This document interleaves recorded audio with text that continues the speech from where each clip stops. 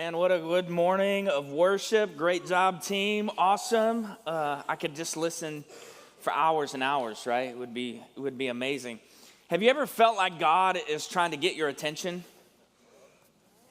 You know what I'm saying, right? You're like, oh man, circumstances, something comes up, and it's like over and over, just so of course a period of time, you're like, God's just trying to get my attention. You know what I'm talking about? Okay, I'm just making sure. Y'all awake, we're good. I'm like, yeah, hopefully you're not sleeping after that song, but you're with me, right? We've been in this series in Acts for a minute, and over the last several weeks, we've been kind of tracking what we call what a storm story. And Paul's been kind of walking through this storm, and floating through this storm, if you will, on a boat. And I shared last week, a couple weeks ago, I was out fishing and got caught in a storm, and I had a little bit of my own storm story. Well, this literally like 5 days ago, last week, Eugene and I were flying up to Dallas for a couple days of meeting, and about halfway through the flight, captain comes over and says, "Hey, DFW's in a holding pattern because of a storm. Airport's still open for now. We're not sure what's going on. We'll wait and see." A couple minutes later, "Hey, we're being diverted to Houston." We're like, "Houston, Dallas, that's pretty far." So we get to Houston, and I'm like, Eugene's like, "What are we going to do?" I was like, I know what this is about. Like, we're going to sit here for a minute. So we got off the plane, man, rented a car, drove to Dallas, and about halfway through our drive, we hit the thunderstorm that was like causing all the havoc on everything. I pull up the radar. I mean, it's just red, man. It's bad. And our phones flash, thunderstorm warning. I can tell Eugene's getting a little nervous. I'm a West Texas boy, so it's like West Texas, the storm comes, you go outside to look at it. You're not hiding from it. Next thing I know, both of our phones start blaring this tornado warning alert. I mean, the sky is bad, the wind is blowing, rain is hard, lightning everywhere. Eugene's like, "What are we gonna do?"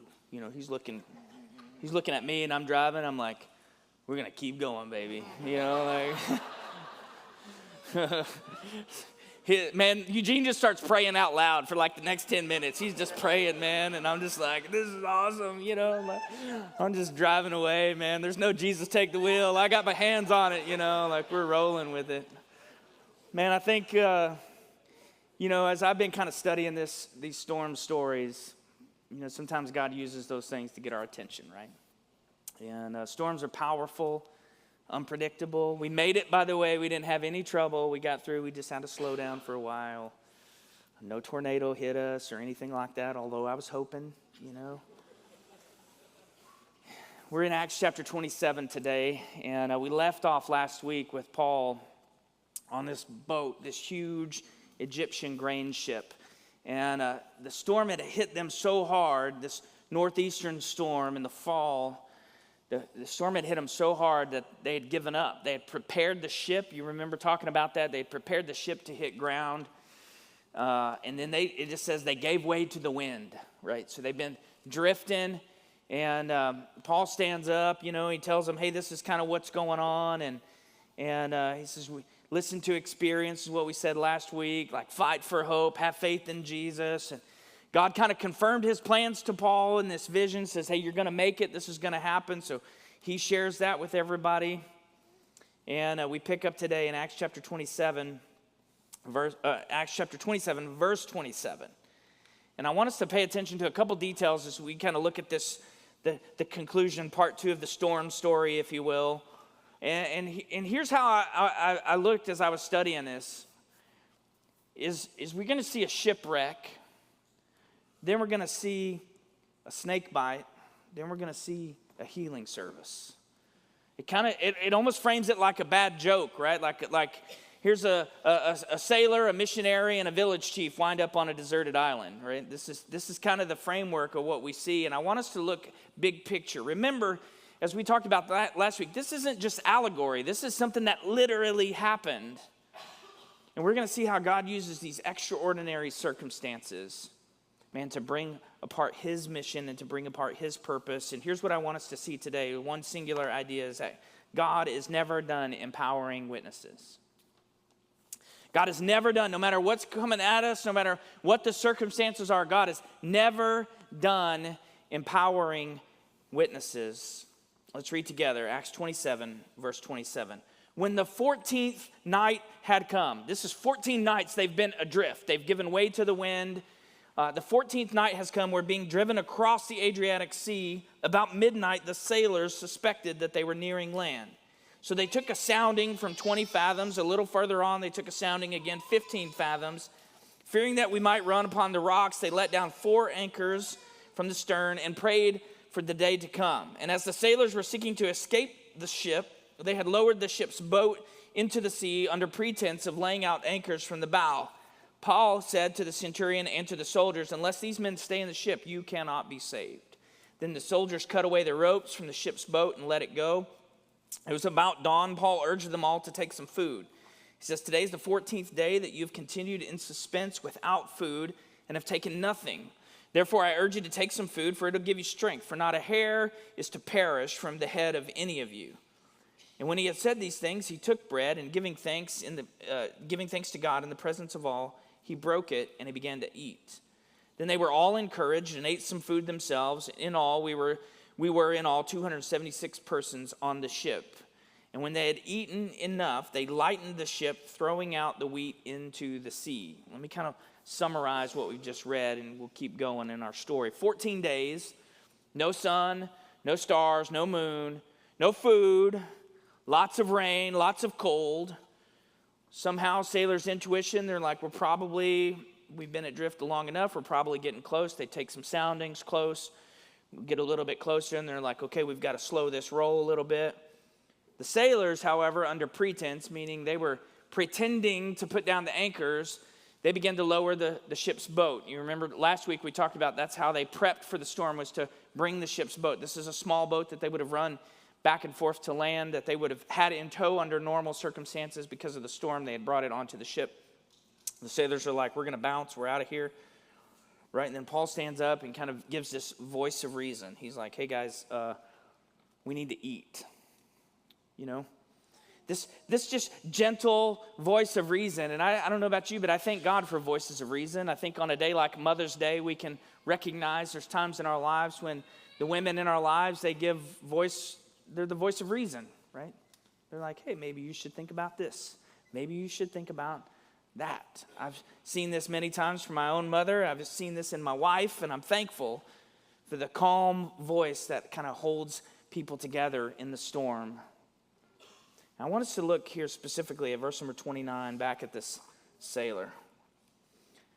The sailors kind of recognize they're fearful. They begin to put some things together. They let down, it says, these 4 anchors, and they prayed. Now, I don't know about you, but when I hear the word pray, I often think in a Christian sense, but the way that this particular word is used is not in a Christian sense at all.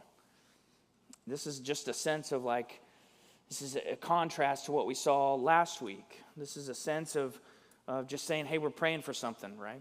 I don't know about you. You guys know that I love to fish, and I watch fishing shows, which I know is probably the most boring thing you could ever watch, but I like to watch them. There's one particular show that tracks, it's called Wicked Tuna. You guys, any fans of Wicked? Okay, we got a few. I'm not the only nerd, right? These are commercial bluefin fishermen, and often when they're praying to the tuna gods, right? They give thanks to they land a big fish, and they're thankful to the tuna gods, right? This is kind of the same usage of the word. They're just praying. They're like, well, God help us, right? They don't care.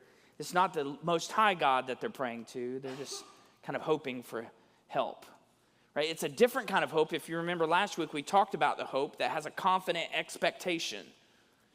Right? This is what Paul was saying is, hey, we can have faith, we can have hope in God, this confident expectation. What's happening here is not confident at all.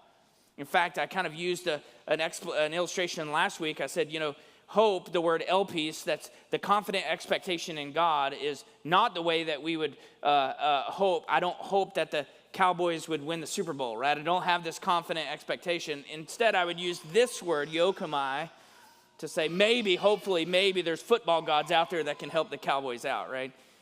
That's kind of the sense here. And the reason I point that out is because I don't want us to miss that these sailors were not believers, right? They were not followers of Jesus.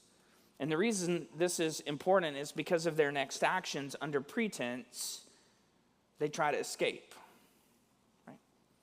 Because when we take things into our own hands, we're not looking for a rescue, we're looking for a way to get out of here, right? We want to fix this in our own right. We want to look for an exit, not a rescuer. We have this natural human tendency to try to fix what's broken. And when something's broken, man, we got to fix it. And that's exactly what the sailors are doing, which is opposite of what a faith life looks like. So these sailors, this shipwreck, if you will, these sailors try to take things into their own hands. And then it says that they seek and find land, verse number 39. Now, when it was day, they did not recognize the land, but they noticed a bay with a beach. So all of a sudden, a little bit of light comes around, and they begin to see some land. It's this land ho. They notice a bay with a beach, and they planned, if possible, to just run the ship. We're going to run straight into that beach. That's our plan. So they cast off the anchors, left them in the sea, and at the same time loosening the ropes, they tied the rudder so they could steer a little bit. They hoisted the foresail to the wind that they might make for the beach, but striking a reef, they ran the vessel aground. And the bow stuck and remained unmovable, and the stern was being broken up by the surf. The soldiers, like the sailors, their soldiers had a plan. The soldiers' plan was to kill the prisoners, lest any of them swim away and escape. This is how it would happen. If you were in charge of transporting prisoners and your prisoners escaped, you would be guilty and punished in the punishment that they were guilty of. So the soldiers are like, we're not chancing this. Right? So they're going to let him go, but the centurion, he's wishing to save Paul. He kept them from carrying out their plan, and he ordered that those who would swim to jump overboard first and make for the land. The rest of the planks rest on planks or pieces of the ship. And watch what it says. And so that it was all were brought safely to land. So they see land. They have this plan. They put it all together. Everything is kind of busted up, and the ship begins to break because they hit this reef, and enough is enough. This is all these details, man. I don't know if you read this and you're like, oh, there's some interesting things, or you just skip over it. But I want us to just catch, and I said this again last week, like these details, these sailing details, these are very real details. This is important for us to know. Like, hey, they had girded the ship for, they roped up the ship last week, right? So now they're loosening it so that they could steer. They prepped things. They were a wheat ship, so they dumped the wheat so that they could be lighter. They see the bay. They're like, hey, we're going to go in. It's very, very intentional for us to see all of these proper preparations. Because often, because of popular idioms, we like to let go, right? We say, Jesus, take the wheel, right? But the reality is we can't. It's like me and Eugene in that car. I can't just let go and go, oh, there's a storm. Jesus, take the wheel. We're going to be fine. That's not the way it works, right? Only in the songs. That's how it works, right? So these are real things that are happening. The crew, they're taking real preparations. They run aground. This is all really happening. Chapter 28, verse number 1. After we were brought safely, everybody makes it, just as the way God said, just as the way Paul said. We learned that the island was called Malta. So they learned the place where they land. The native people showed us unusual kindness, for they kindled a fire and welcomed us all because it had begun to rain and it was cold. And when Paul had gathered a bundle of sticks, he put them on the fire. A viper came out. A viper came out because of the heat and fastened onto his hand. When the native people saw the creature hanging from his hand, they said to one another, no doubt this man is a murderer. Though he escaped from the sea, justice has not allowed him to live. Paul, however, shook off the creature into the fire and suffered no harm. And they were waiting for him to swell up or suddenly fall down dead. But when they had waited a long time, it says there's no misfortune came to him. They changed their minds and said that he was a god. So we shift from a sailor to the missionary, from the shipwreck to the snake bite. And this, I don't know about you, but this seems really unreal to me. It's like, are you kidding me, right? This long ship, this storm that didn't give up, that kept relenting, a shipwreck now, Paul for the fourth time being shipwrecked, and all of a sudden he goes to land and he finds this hospitable people, and they're all wet and they're all cold, and they have this fire, and then all of a sudden a snake. Are you kidding me? It's like the perfect story for Mother's Day, right? Snake story. We move from a storm story to a snake story. Moms are like, oh yeah, this is awesome. We love this. Like, it seems unreal to me. He survived all of these things, and now a viper? Something unusual. There's something really important for us to see with this snake story. Now, Paul doesn't die. Right? They expected him to die. They had encountered this snake. They knew what was the deal, and they fully expected him just to, literally any second, they were like, we're just kind of waiting for him to die. And yet he doesn't. He instead shakes it off. It kind of reminds me of the old saying, what doesn't kill you makes you stronger, right? I actually looked it up, and that phrase actually was given to us by a philosopher, Nietzsche. He actually says, out of life's school of war, what doesn't kill you makes you stronger. It's been used a lot in modernity. That's not what's actually happening here. It's not literally going, oh, I'm just going to be stronger from this snake bite. This is God opening a door. We don't know a ton about the people of Malta just yet, but we know for sure they're superstitious. How do we know that? Because they look at Paul and they're like, well, this is the snake gods getting him, right? Or the water gods or the land gods or whomever. Like, justice is being served. He must have been a murderer because he was a prisoner and he was shipwrecked. Somehow he survived, but they're not letting it, the gods are taking care of him. And then literally, can you imagine? I don't know if it was stuck to his leg or his hand or what, but I kind of envision like Paul holding up his arm with a snake stuck to it, going like, man, what are you doing? Shaking it off. Nothing happens. And it says that they changed their minds. All right, now they begin to worship him. They begin to think that he's a god. And they're like, oh, no, this is not exactly what's happening. We initially thought Paul was cursed. That fit the prisoner narrative. When he didn't die, then that fit they thought that he was a god. That kind of fits an animistic type of narrative. But ultimately, they learned that he was a missionary, which kind of fits the empowered narrative. Verse number 7. Now in the neighborhood of that place where lands belonging to the chief man of the island named Publius, who received us and entertained us hospitably for 3 days, it happened. If you like to circle things, circle that word, it happened. That's kind of like saying, it just so happens, right? Just maybe by the way of coincidence or God's sovereignty. It happened that the father of Publius lay sick with fever and dysentery, and Paul visited him and prayed, and putting his hands on him, healed him. And when this had taken place, the rest of the people on the island who had diseases also came and were cured. And they honored us greatly. And when we were about to sail, they put on board whatever we needed. So from a snake bite to a healing service, right? From the missionary to the village chief, just happened to be in the neighborhood. Paul meets Publius, the village chief, a man who literally commanded he commanded the authority of all. Like, when you land on a village, on a remote island, you have no idea where you were. There's one guy in charge. He's the village chief. Like, he holds all the cards here. And graciously decided to be helpful to these people. Hospitable is the word that's used.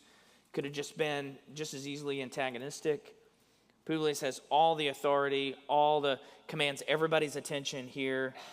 Just so happens his dad was sick. Paul goes to visit his dad. His dad gets healed, which opened the door to a breakout of healing. The rest of the people came. It says many of them were healed. This isn't the first time. This may seem, again, if you're just joining us today for the very first time, you may be going like, okay, that's kind of weird.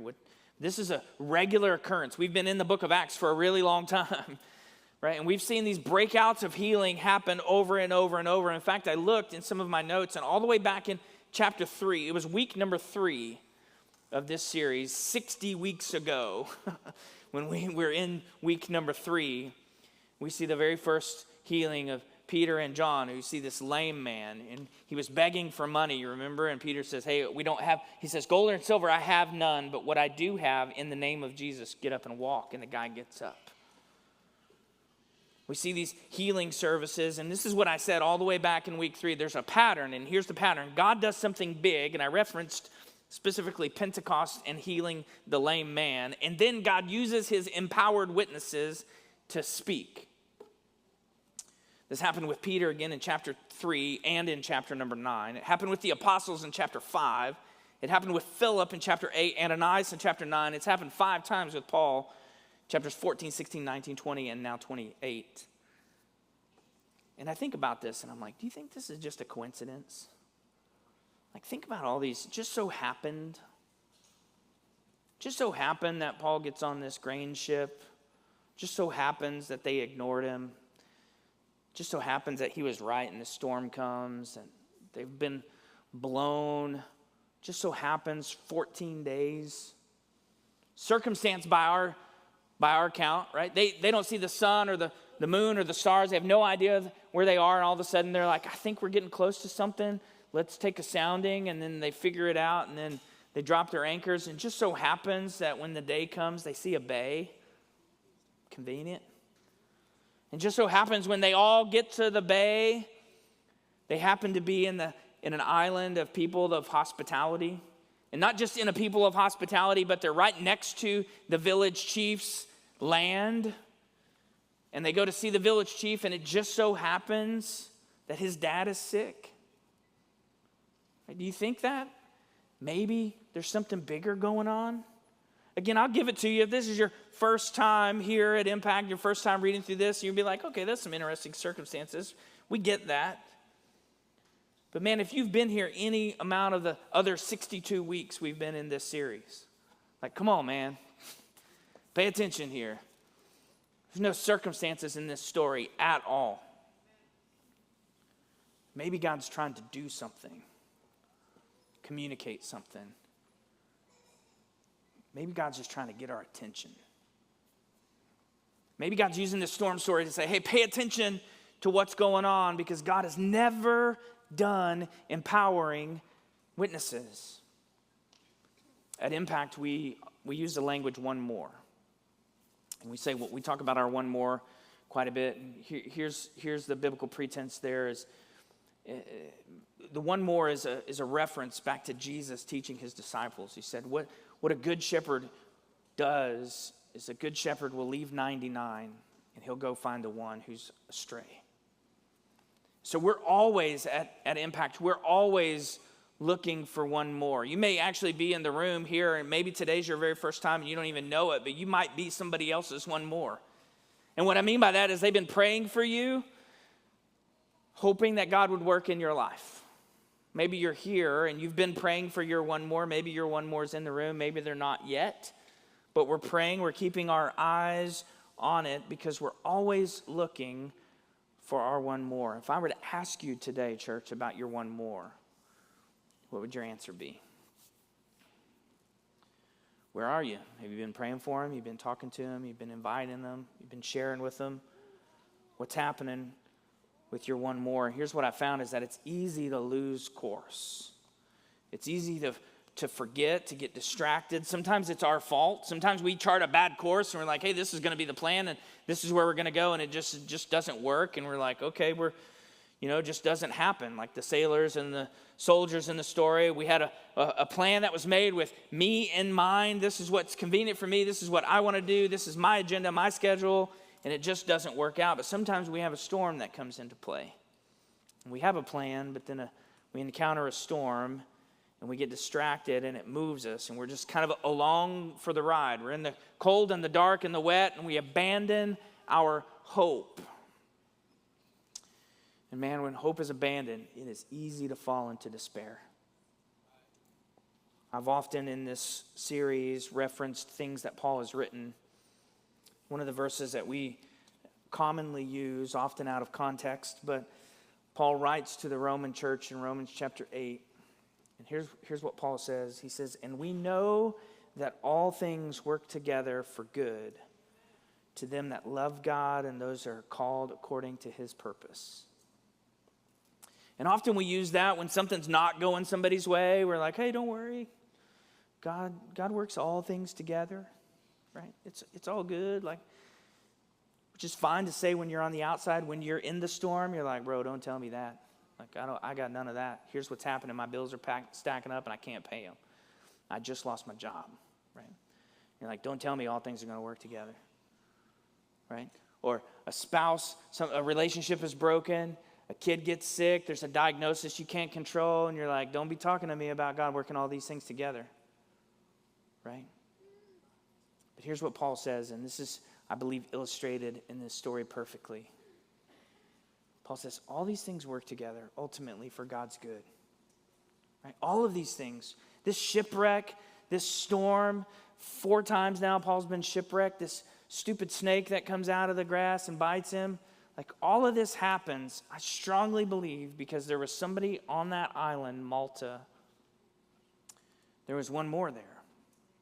God needed a witness to land in Malta, to share about Jesus, to open some eyes. And he performed this miracle where Paul gets bit by this snake and nothing happens to him. And he does it solely so that Paul can communicate the gospel.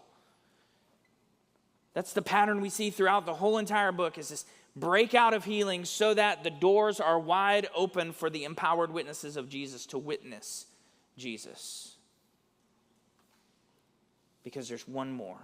Right? The greatest thing that we can do for one another is to share Jesus. It's the absolute greatest thing that we can do. When I see a stage full of parents standing before a church saying, hey, we're going to do our best to raise our kids in the Lord. Right? That's the very best thing. Parents, listen to me. That's the very best thing that you can do for your kids. Is to raise them in the Lord. To surround them with people who will love them, who will show them grace, who will communicate with them, that they can trust. So it's the number one thing. They don't need a friend. They don't need a soft parent. They don't need an authority. They need Jesus. That's what our coworkers need. It's what our neighbors need. It's what our family members need. They need Jesus. We want them to know Jesus above all things. 2 types of people in this room. I'm not trying to separate everybody, but here's just the reality. Those who have trusted Jesus and those who haven't. And I'm not talking about saying that you're a Christian. I'm not talking about going to church a few times a year or every now and then. I'm talking about true, genuine, all-in, full-send faith. There's those that have trusted in Jesus in this room and those who have not yet. And can I just say, either side, no matter where you are, whether you trusted in Jesus, you're just here because your family member is dedicating their baby and you're wanting support, which is cool. We're happy you're here. Maybe you're here, you don't even know why you're here. Right? Or you've followed Jesus for a long time. No matter what, can I just say, either circumstances, I believe 100% that God wants to meet with you today. Maybe he's trying to reveal himself to you for the very first time. You've credited karma or small world or coincidence or whatever it may be, but here's the reality is that there is one true and living God, and he desires a relationship with you. And if you've trusted in Jesus, man, I just want to say, look around. Like, he has put you around so many people who need him. He's saying, I've empowered you. I've given you my spirit. I've put my spirit in you. Go and be my witnesses. Because every circumstance, every storm, everything that we have, every relationship is intentional.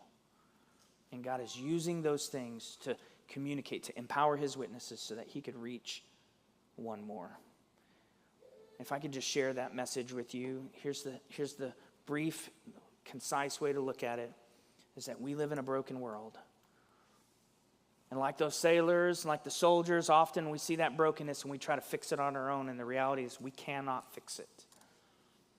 That's not the way God desired it. God desired us to be in a relationship with him, but anytime that we choose ourselves, we choose our own way, God calls that sin, and that separates us. That further breaks our relationship with God.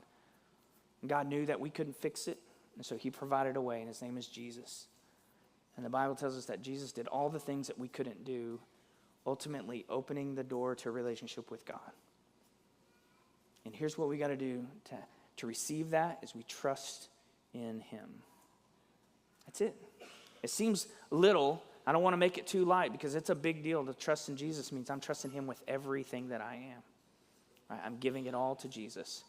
And no matter what's going on in your life, if you're at a point where you're just like, hey, I'm done trying to fix this on my own, I'm ready to trust in Jesus, you can do that today. Let's pray together, church.